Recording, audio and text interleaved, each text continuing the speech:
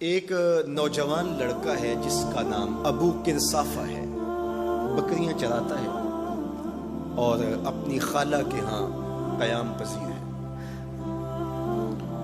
تو ایک دن اس نے حضور کو دیکھ لیا اور خوش قسمتی کہ حضور نے بھی اسے دیکھ لیا۔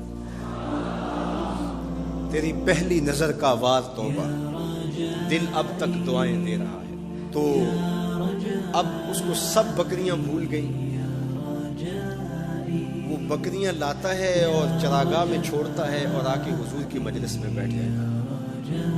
ایک دن خالہ کو پتہ چل گیا کہ یہ تو سارا دن وہاں بیٹھا رہتا ہے، تو اس نے سختی سے منع کر دیا کہ تم وہاں نہیں جاؤ گے۔ اب ایک دن تو کاٹا، 2 دن کاٹے، لیکن برداشت نہیں ہوتا۔ آ کے اپنی ماں کو اور خالہ کو بٹھا کے ابو کنصافہ کہنے لگے، نوجوان لڑکا ہے، کہ میں تمہاری بات مان لیتا ہوں، نہیں جاؤں گا، لیکن ایک بات تو میری بات مانو۔ انہوں نے کہا کیا؟ کہا ایک بار تم میرے ساتھ چلو تو صحیح، اس کے بعد اگر تم نے روکا تو رک جاؤں گا، ایک بار تم نے میرے ساتھ جانا ہے۔ انہوں نے کہا ٹھیک ہے، ہم چلے جاتے ہیں۔ حامی بھر لی، خیال تھا کہ ٹھیک ہے، اس کی کہنے پہ ہو آتے ہیں، اور اس کے بعد جو ہے وہ اس کو پھر زور بھی دینا پڑے گا، اس کی شرط پوری ہو جائے گی۔ اب ابو کنصافہ اپنی ماں کو، اپنی خالہ کو لے کر حضور کی دہلیز میں پہنچا۔ کچھ دیر بیٹھے اور واپس چلے تو اسے بے چینی تھی کہ اب یہ کیا بولتے ہیں، کیونکہ اس کا مستقبل بھی اس پہ لگا ہوا تھا۔ اب اس کے دل کی دھڑکنیں تھم رہی ہیں کہ پتہ نہیں میری ماں کیا بولتی ہے، میری خالہ کیا بولتی ہے۔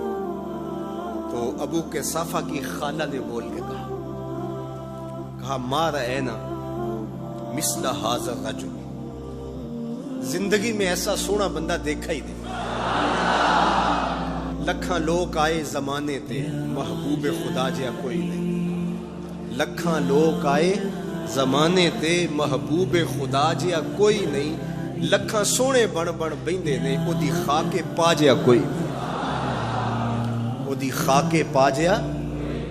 اور اعظم چشتی مرحوم ساری زندگی حیرت میں گزار دیتے ہیں اور لکھتے ہیں کہ سمجھا نہیں ہنوز میرا عشق بے ثبات، سمجھا نہیں ہنوز میرا عشق بے ثبات۔ تو کائنات حسن ہے یا حسن کائنات؟ تو کائنات حسن ہے یا حسن کائنات؟ احسن وجہن، ابو کنصافہ کتنا سونا چہرہ تھا، کتنا سونا چہرہ تھا۔ ولا انقا ثوبن، اور جتنے سونے کپڑے تھے اتنے سونے کپڑے بھی کسی کو پہنے ہوئے نہیں دیکھا۔ اور تیسری بات فرمایا ولا الین کلامن، جتنی میٹھی باتیں کرتا تھا، شہد ٹپکتا تھا اس کے لہجے سے۔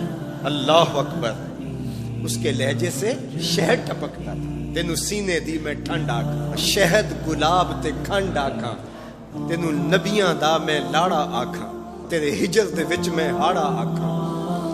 تو کہا ابو کنصافہ آج کے بعد ہم تجھے نہیں روکیں گے، سویرے آیا کر، شام آیا کر، دوپہر آیا کر، تو جی بھر کے محمد کے چہرے کو دیکھا۔